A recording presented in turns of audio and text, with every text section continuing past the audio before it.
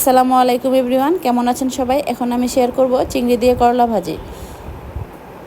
তো করলাগুলোকে একটু অল্প পরিমাণে লবণ দিয়ে মেখে নিব। করলাগুলো মাখা হয়ে গেছে, এবার চুলায় প্যান দিয়ে দিব পরিমাণ মতো তেল। তেলটা একটু বেশি ইউজ করব, করলা ভাজিতে বেশি তেল না হলে খেতে ভালো লাগে না।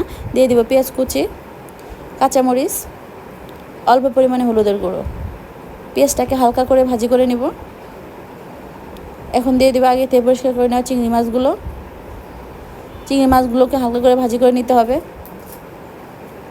চিংড়িগুলো ভাজি হয়ে গেছে, এবার দিয়ে দিব আগে থেকে মেখে রাখা করলাগুলো,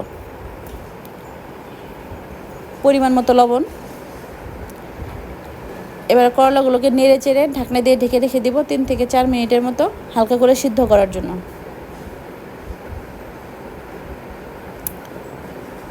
করলাগুলো মোটামুটি সিদ্ধ হয়ে গেছে, এবার দিয়ে দিব আরও কিছু পেঁয়াজ কুচি।